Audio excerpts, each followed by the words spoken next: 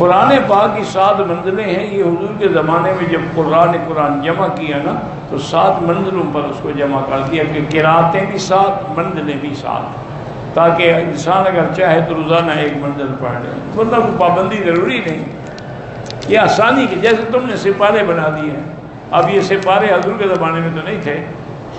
میں نے عمرہ کیا، جدے میں آگے حلق کیا، دم پڑ گئی، کیونکہ حلق مکے میں ہی ہوتا ہے. سارا کام عمرے کا طواف ہو، صفا ہو، حلق ہو، مکے میں ہوتا ہے. لَتَدْخُلُنَّ الْمَسْجِدَ الْحَرَامَ إِنْ شَاءَ اللَّهُ آمِنِينَ مُحَلِّقِينَ رُؤُوسَكُمْ وَمُقَصِّرِينَ لَا تَخَافُونَ. حج کا احرام باندھا، عرفات گیا، مزدلفہ گیا، کنکریاں ماری، رات کو مینا میں نہیں ٹھہرا، کوئی بات نہیں. رات مینا میں ٹھہرنا سنت ہے، لیکن جگہ ہی نہ ہو تو کوئی کیا کرے. میری بیوی ہے، اس کی ریڑھ کی ہڈی میں درد ہے، سجدہ اشارے سے سجدہ کرے. وضو کے بارے میں ہر وقت شک رہتا ہے، شک نہ کیا کرو، لا حول پڑھ لیا کرو.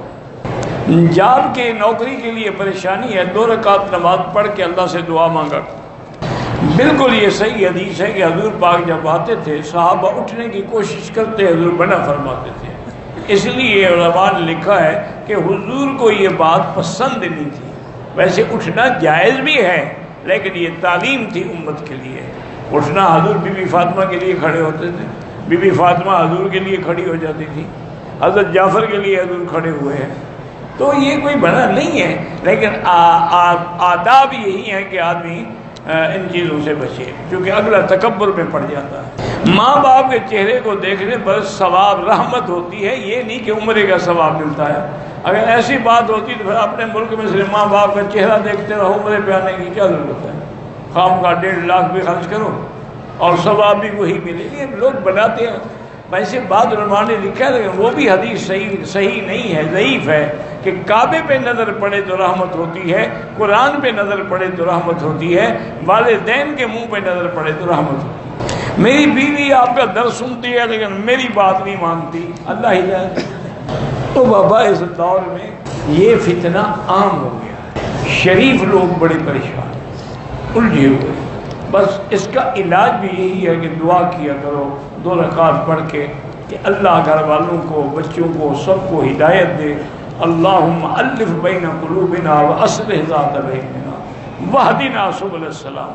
اور دوسرا علاج، اگر صحیح آپ محبت کرنا چاہتے ہیں نا، آپ اس کو روزانہ 20 ریال کا کوئی ہدیہ لے کے دیا کرو، دیکھو محبت کرتی ہے کہ نہیں کرتی. تم بھی تو خالی خولی محبت کرتے ہو نا. جتنی دفعہ عمرہ کرو احرام دھونا کوئی ضروری نہیں. بریلوی جو دیوبندیوں پہ الزام لگاتے ہیں کہ ایک عالم نے اپنے نام کا کلمہ پڑھوایا، یہ جھوٹ ہے. ایک آدمی نے خواب آگے سنایا تھا حضور پاک کا کہ میں نے حضرت تھانوی کو کہ حضرت میں نے خواب میں دیکھا کہ میں کلمہ پڑھنا چاہتا ہوں لیکن زبان پہ آپ کا نام آ جاتا ہے. تو آپ نے فرمایا بھی مبارک خواب ہے، معنی یہ ہے کہ تمہارا پیر حضور کی سنت کا متبع اور غلام ہے. یہ تو خواب ہے، کوئی انہوں نے نہیں کہا تھا. تم کس سے بنا لیتے ہو؟ دیوبندیوں نے کہا تھا. کیسے کہا تھا؟ تم خواب میں دیکھتے ہو کوئی تمہیں جوتے مارا ہے لگتے. تم خواب میں دیکھو کسی لڑکی سے زنا کر رہے ہو تو تمہیں سزا ملے گی زنا کی. علماء پہ اعتراض کرنے کے لیے بڑی زبان ہے تمہاری. یہاں رہتے ہوئے طواف افضل ہے. قرآن پوری دنیا میں آپ پڑھ سکتے ہیں، طواف نہیں کر سکتے. شرعی نکاح ہوا، چھوٹی تھی 6 سال کی، والد تنسیق کرا کے عدالت کے ذریعے دوسری جگہ شادی کر دی، ٹھیک ہے. ویسے اگر کسی کا بچپن میں نکاح کر دیا جائے، مسئلہ سمجھ لیں، تو وہ لڑکی جب بالغ ہو نا فوراً انکار کر دے مجھے وہ نکاح قبول نہیں ہے تو نہیں ہوتا. اس کو کہتے ہیں خیال البلوغ، بالغ ہونے کا اختیار. حسنین بیمار ہے، اللہ ہر بیمار کو شفا دے. حسین نام صحیح نہ ہو تو پھر یزید رکھ لو. عجیب بات، یہ مسئلہ پوچھ رہا ہے کہ حسین نام ٹھیک ہے، میں نے اسی لیے کہا نا کہ تم حسین نہ رکھو، یزید رکھ لو یا شمر رکھ لو. اللہ کے بندے، حسین سے بھی کوئی نام زیادہ اچھا ہے. حضور نے خود نام رکھا، خود عقیقہ کیا، خود تحلیق کی. کلمہ طیبہ پر نبی کے نام کے ساتھ خاص تھا. کلمہ تو ہر نبی کا تھا، ابتدا یہی تھی، لا الہ الا اللہ موسیٰ کلیم اللہ، لا الہ الا اللہ عیسیٰ روح اللہ، لیکن حضور کا جب زمانہ آیا تو لا الہ الا اللہ محمد الرسول، میں نے عمرہ کیا، بال ایک سائڈ سے کاٹے کتنے، اگر ٹک لگایا ہے تب بڑھ گئی۔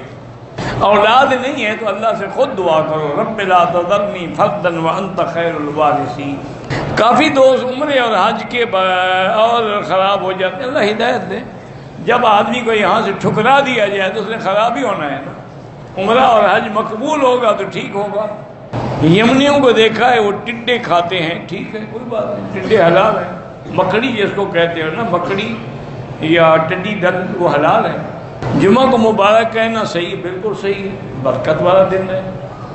حرم عورتیں حرم میں نماز جنازہ پڑھ سکتی ہیں، فرض پڑھ سکتی ہیں، جنازہ کیوں نہیں پڑھ سکتی؟ آب زمزم احترام کھڑے ہو کے پینے کا کوئی حکم نہیں، حکم یہ ہے کہ بیٹھ کے پیو، لیکن اگر کوئی کھڑے ہو کے پیے تو گناہ نہیں ہوگا۔ ہمارے علاقے میں جنازے کے بعد دعا کرتے ہیں، وہ بدعت ہے۔ قرآن شریف کو میت کے چاروں طرف پھراتے ہیں، وہ بھی بدعت ہے۔ کہتے ہیں جی کہ مسئلہ کے دیوبند والے بھی اور اہل حدیث بھی اور بریلوی بھی جنت کے حقدار، اللہ سب کو جنت نصیب کرے، تم کیوں جھگڑوں میں پڑتے ہو؟ مسائل میں اختلاف ہوتا ہے۔ اگر احرام کی چادریں ایک طرف سے سلی ہوئی ہوں کوئی حرج نہیں۔ الاول فالاول کا معنی ہے کہ پہلی صف پوری کرو، پھر دوسری، پھر تیسری، پھر چوتھی۔ کہتا ہے کہ میں آپ کو جو تکلیف ہے اس کے لیے دم کیا کرتا ہوں، اللہ شفا دے دے۔ ٹھیک ہے، نماز کے بعد آ کے مجھے دم کر لیں، درس کے بعد کوئی منع نہیں، ہم تو خود قائل ہیں۔ عمرے کے بعد شوہر کے بال ایک سائڈ سے کاٹے پھر دم پڑ گئی، عورت نے کاٹے دم تو نہیں پڑے گی لیکن ناجائز ہے، اس کو بھی بالوں کو اکٹھا کر کے لے جائے، جب انتہا ہو تو آخر میں ایک پور کے برابر، تاکہ سارے بالوں کے سرے کٹ جائیں۔ چنیوٹ والے آپ کو سلام کہتے ہیں، بڑی مہربانی۔ چنیوٹ کے مقامی لوگ جو ہیں وہ قادیانیوں کا بائیکاٹ نہیں کرتے، بہرحال آپ کوشش کریں، قادیانیوں سے بائیکاٹ کرنا چاہیے، کیونکہ اور کافروں میں اور قادیانیوں میں فرق ہے۔ اور کافر جو ہے نا، دیکھو نا، ہندو ہے وہ کہتا ہے میں ہندو ہوں، سکھ ہے وہ کہتے ہیں میں سکھ ہوں، یہودی ہے وہ کہتے ہیں میں یہودی ہوں، یہ بدبخت کہتے ہیں مسلمان ہیں، اس لیے ان سے تعلق نہیں ہونا چاہیے۔ اگر کوئی طالب حضرت تھانوی کی کتاب کا مطالعہ کر رہا ہے تو ان کی کتابیں ہر فن میں ہیں، وہ جس فن کا مطالعہ کرنا چاہتے ہیں وہ پڑھ لیں۔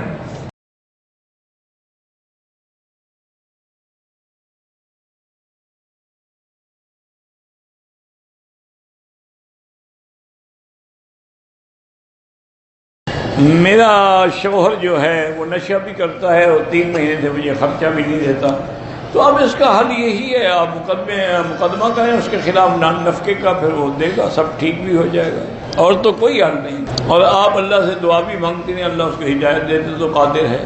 میں طلاق بھی نہیں لے سکتی، میری 7 بہنیں ہیں، اگر میں طلاق لوں تو میری بہنوں پر بھی اثر پڑے گا، تو پھر یہی ہے 2 رکعت پڑھ کے اللہ کے آگے روتی رہو، دعا کرتی رہو، اللہ اس کو ہدایت دے۔ میری کزن کو اس کے خاوند نے نشے کی حالت میں 3 طلاقیں دے دی ہیں۔ نشے کی حالت میں اس کو طلاق کا لفظ کیسے سمجھ آ گیا نشے میں؟ اس کا معنی یہ کہ نشہ نہیں تھا، بہانے بنا رہے ہیں، طلاق ہو گئی۔ دیکھو نا، آدمی نشے میں ہو تو اس کو کیا پتہ ہے کہ لفظ طلاق تو عربی کا لفظ ہے، اس کو اس لفظ کا کیسے پتہ لگ گیا؟ یہ سب بہانے ہوتے ہیں۔ ایک آدمی نے طلاق دی، میرے خیال فوت ہو گئے، تو میں نے کہا یار اس نے کہا جی مجھے مار رہے تھے اور زبردستی مجھ سے انہوں نے طلاق لکھوائی، تو اس لیے میں نے کہا کوئی دلیل ہے؟ تو انہوں نے کہا یہ دلیل یہ ہے کہ جب انہوں نے مجھ سے لکھوایا تھا نا، تو نیچے جب میں نے اپنا نام لکھا نا، بقلم خود کے بجائے میں نے لکھا ہے وہاں بقلم خوف، صاحب بات ہے، تو اس کے بعد دلیل آ گئی نا کہ جبر کیا گیا۔